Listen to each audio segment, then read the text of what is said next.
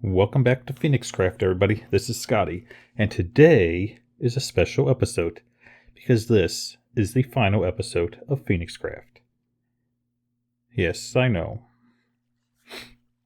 But back when I signed up in November, I signed up for Season 1, which was going to start at the B update and end with the Nether update. And the Nether update is upon us. So to finish off with the last episode, we're going to do a tour of some of the stuff that we did throughout the season. Did I get everything done that I wanted? No, but majority of the stuff I did get. To start off, we have my storage system here, which was a big project. And there's actually something hidden underneath my storage system back here.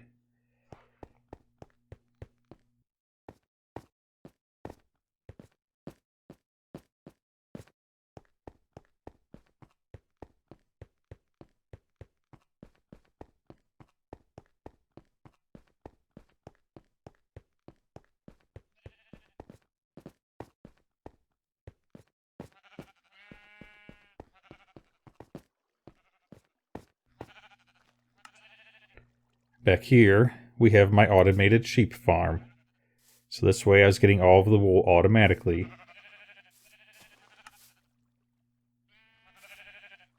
It actually worked fairly well, because I never ran out of wool for any of the projects that I used it on. Now let's go ahead and head back out to the front, and head downstairs to the other storage system.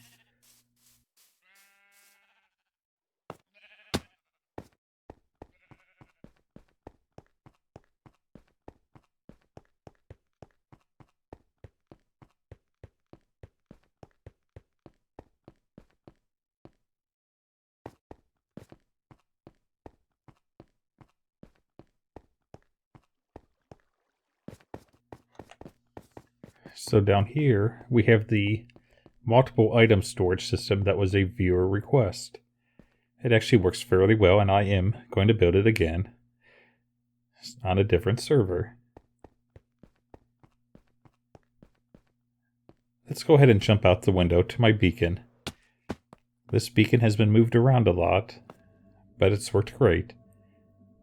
Up here, we have one of the first farms that I built on the server. And it is my slime farm. This thing is crazy efficient. I built this out in the first couple weeks of the server, and I've had enough slime for the entire server and then some, because this thing was super efficient. Because it was within range of my AFK spot for my iron farm that I built later on.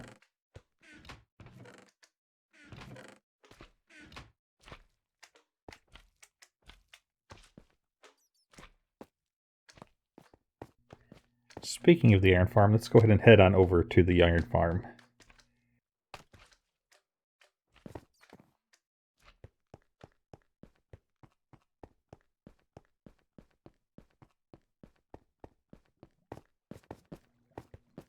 Actually, before we head up to the iron farm, there's actually another slime chunk down here. And I actually thought about digging it out. But this was before I finished the other one. And once I realized how efficient one was, this one pretty much was abandoned. But I could still come in here from time to time to kill slimes, because there's pretty much always a slime in there.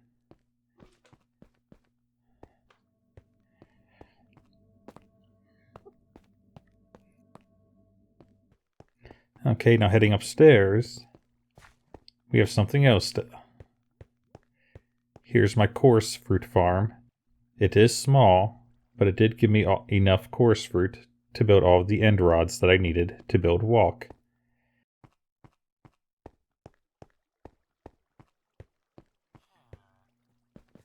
So over here is my villager trader and iron farm. And no, the door does not work. I've actually built this door a couple of times, installed a button here, but it keeps breaking.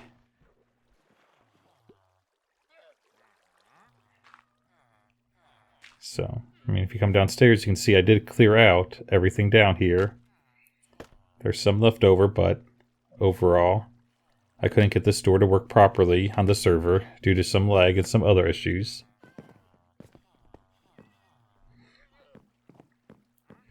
So we have our villager traders up here. And down here, I actually had a second level of traders.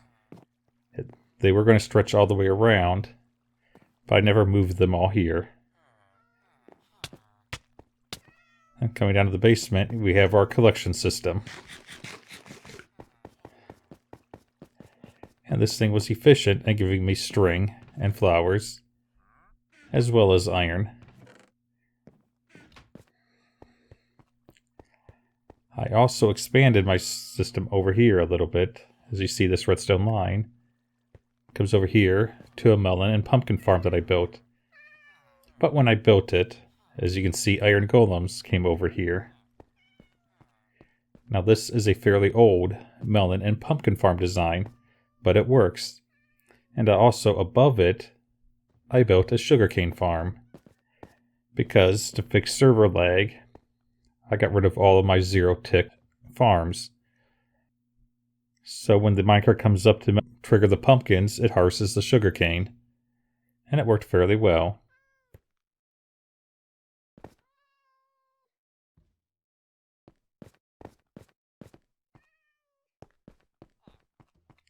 And then dropped them off over here in this hopper, which sent them into my storage system.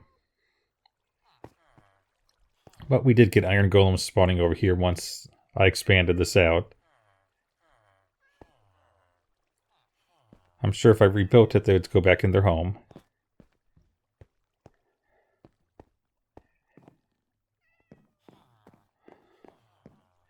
Let's go ahead and get some maps and head on out to some of the other stuff that I built on the server that you may not have known about.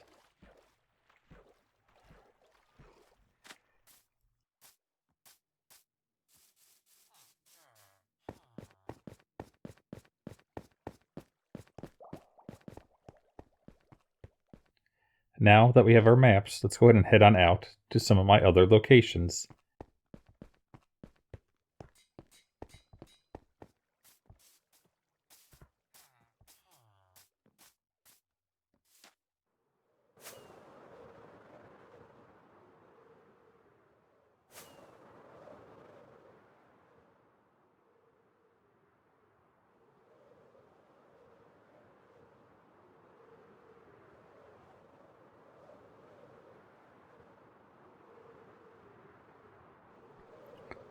One of the other locations is a small village over here that I used as a villager breeder.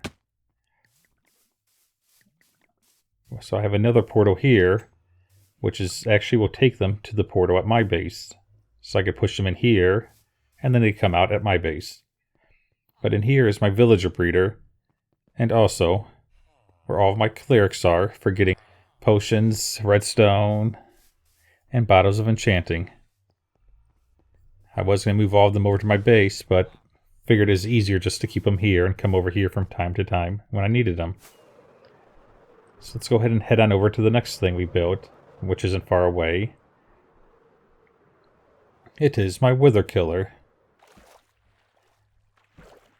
This was a fun project and a challenge to acquire all this bedrock. The reward is worth it because you can just spawn withers and kill them instantly. I also upgraded it over here to have a chicken killer as well. So you can throw down eggs in here and it'll spawn chickens.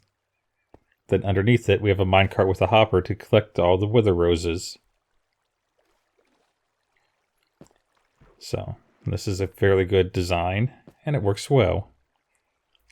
But I'd only recommend doing that on servers where you're allowed to acquire bedrock. Because if you place bedrock in the wrong way, it is hard to remove. Okay, here we are at another farm. My very simple witch farm.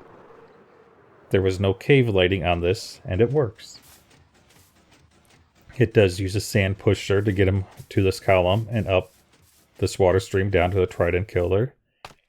But overall, fairly simple to build.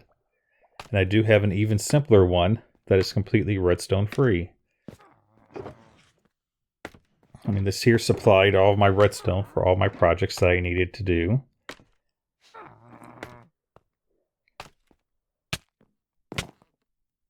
Okay, let's go ahead and head on to the next area. So, coming up here on my other project is my Guardian Farm. I actually thought about building something on this island here, but the Guardian Farm was a big enough project.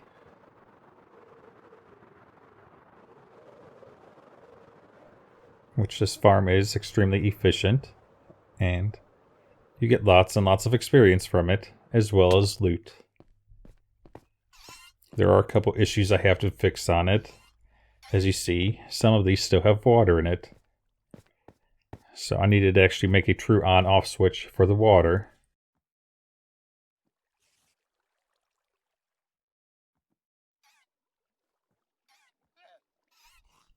And it looks like we have a building inspector up there at the on switch. But overall, I mean, this farm worked well. As you see, I have 300 levels from it. That wasn't in that long of time.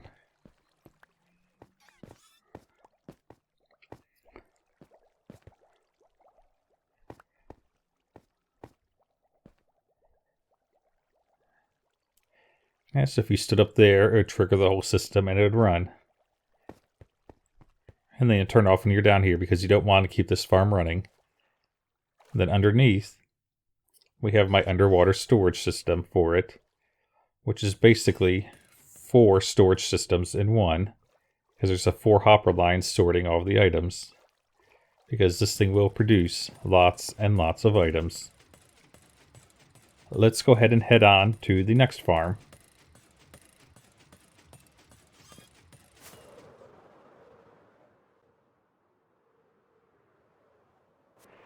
So here we are approaching my other farm, the Instant Kill Raid Farm. This is another overpowered farm where you get lots and lots of emeralds and books. Let's go ahead and land here and let's go ahead and turn it on. So you got your spawning platforms here, which send down here to this Trident Killer. And then the Trident Killer will kill them.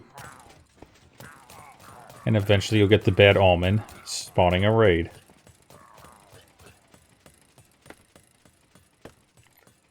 And once we go up this scaffolding here, we'll come up to our AFK spot.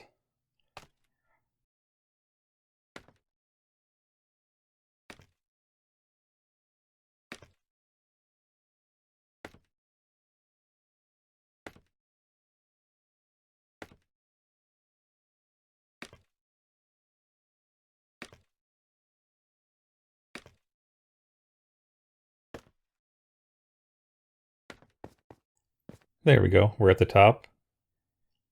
So here's our little AFK platform that we have, with a little door here that we can close to keep us safe. But as we stand up here, eventually we'll get Bad Omen.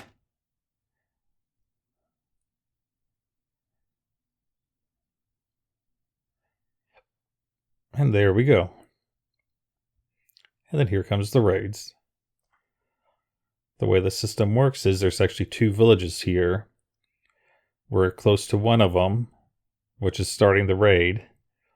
And then they will actually spawn in the second village below us. So let's go ahead down here and look. But actually you can still see that they're still spawning in here, and eventually we will also get another Bad Omen. This thing cycles raids in about 2.5 minutes. It is extremely fast. You can actually start another raid before all things are killed from the first raid. So there we go, we got our Bad Omen again. Now you don't have to stand out here for this to work.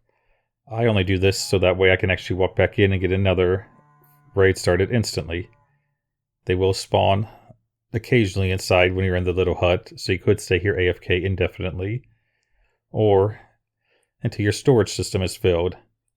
But for this, you do need a large storage system because you get lots of items.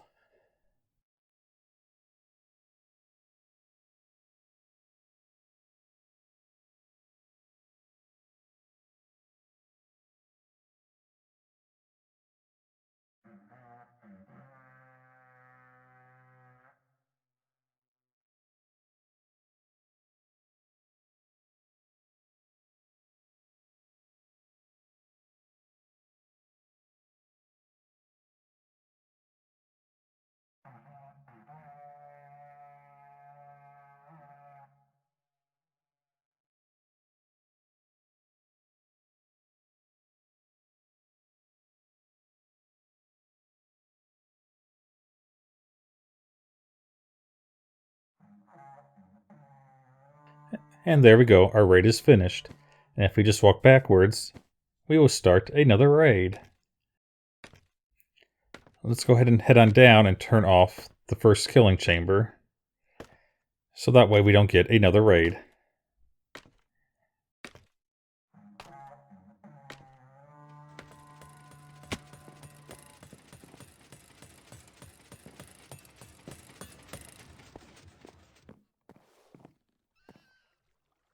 And it looks like we got a phantom.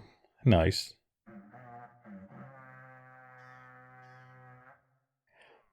But actually, if you look over here, you can see them going into their hole. Oh, can't get him yet. Let's go ahead and head on up a little bit, because we're not within range of the top village, so it won't start a raid. So here we go. So now that we're in range of the first village again, it will keep spawning the waves of the raid. Okay. That phantom could get annoying.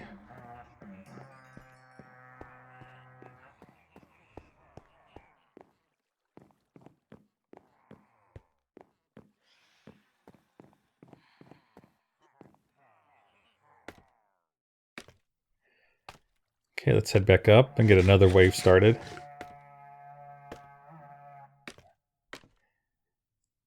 Yep, there we go. There's another wave down there. And here comes the next one.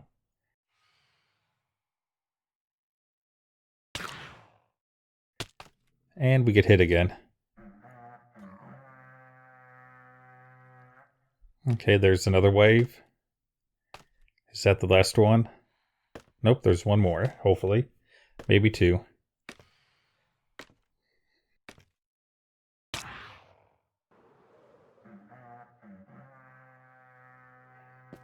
Okay. Yep, there they go again.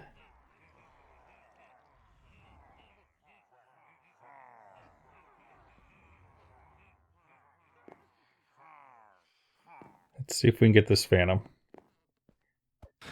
There we go. Hopefully he'll stay gone for now.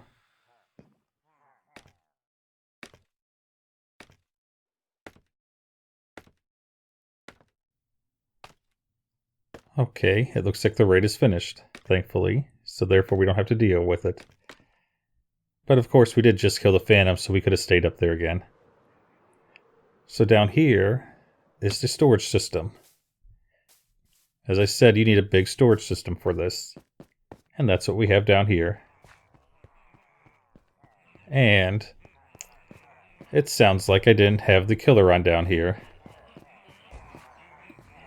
So we have two raids within there.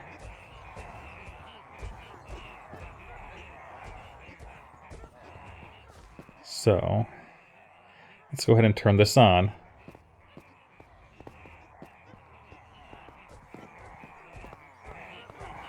So we turn this off and on. There goes our trident killer, killing them now finally.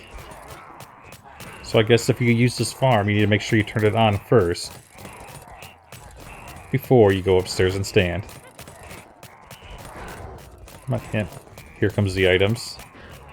And if we stand up against this wall, you could actually get some experience through it sometimes.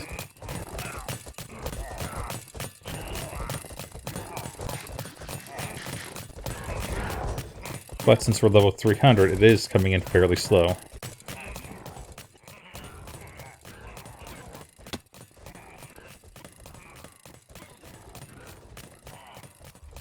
So there's lots of emeralds already. We got some gunpowder, and we got attacked. We got attacked again. Let's get out of here.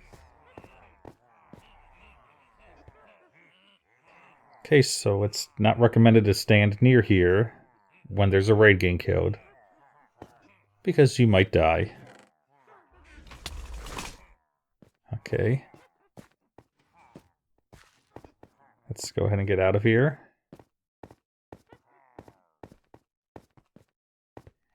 And we'll wait a little bit for us to heal.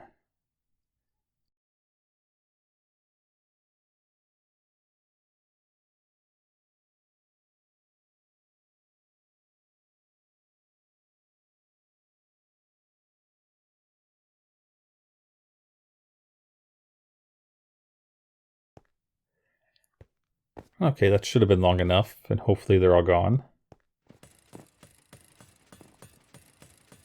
I don't see more items coming through. Oh, there are some items still coming.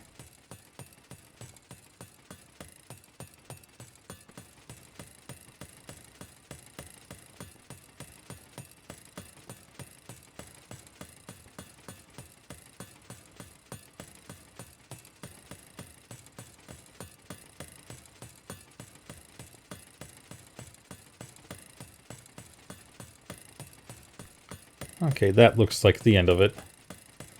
So let's go ahead and turn it off. And see what we got in this short time. We got a few more stacks of emeralds already.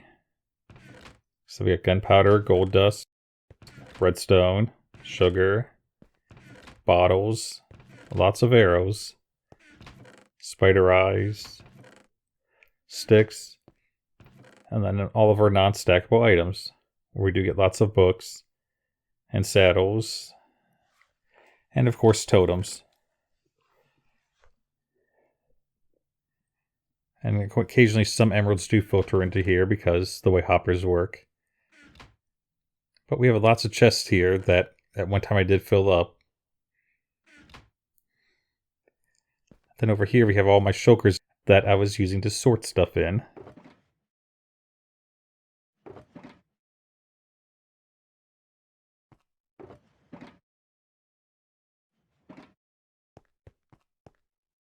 Then over here we have an iron machine.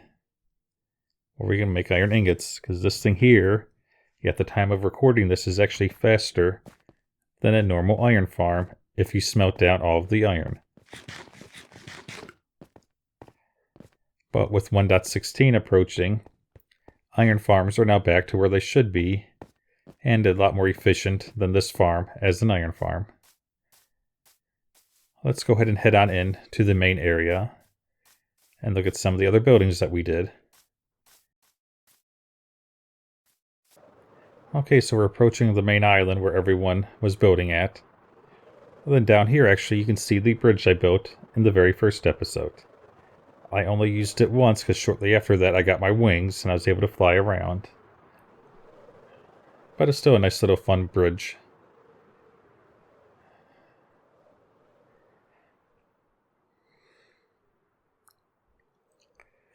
So over here is the urban district, where I built my first shop and my last shop.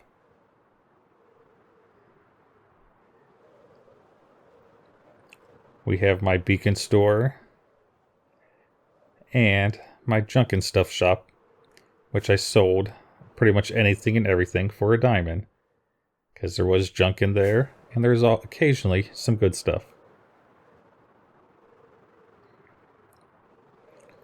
Then over here in the medieval area, I did build another shop, which sold armor for different prices, some rockets and other odds and ends, as well as an advertisement for my redstone circuitry that I could build at their base.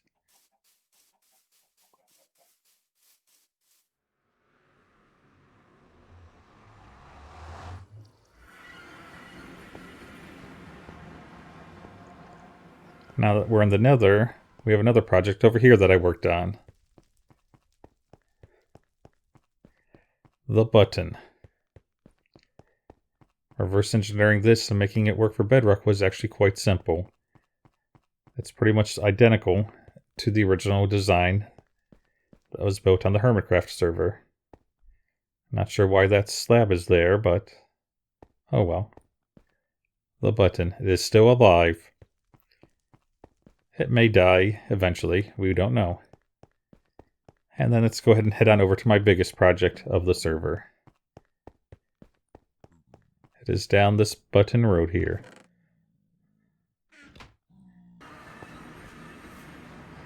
And there we go. Walk. Which is based off of Run, that was built on the HermitCraft server as well. And as you can see, Walk is not stocked. So I stocked this thing with 250 shulker boxes, and they've all been gotten already.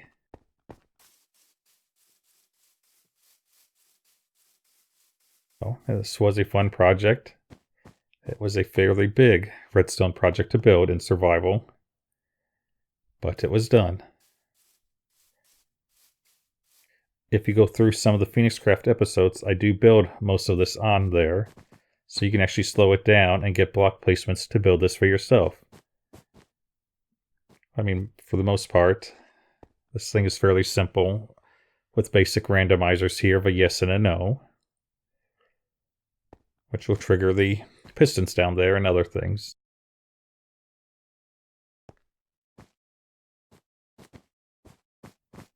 We got our prize rooms.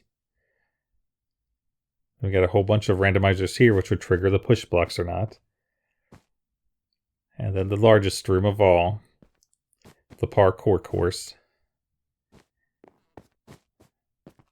Like I said, this was a fun project to build.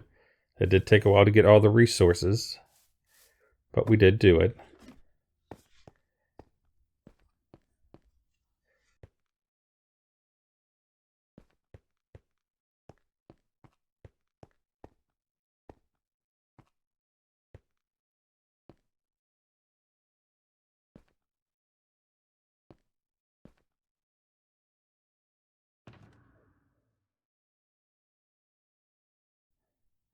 So there we go. We still have 21 bedrock. I could go ahead and board up all of my shops with bedrock so that way no one can use them anymore, but that wouldn't be fun. Let's go ahead and take a look at walk from above.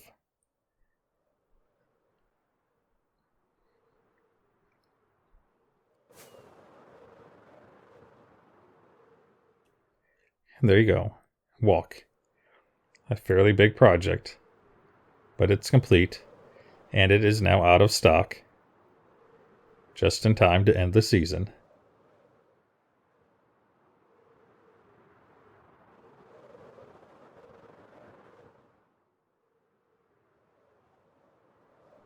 There we go. Let's see if we can land on it. Well, that's not where I wanted to land, but this will work. Well, there you have it. Hopefully you enjoyed the FenixCraft series. I want to thank everyone for watching, because without you, probably some of the stuff wouldn't have been built, because most of this was viewer requested. But this will be the end of my FenixCraft series. And thank you for watching. Goodbye.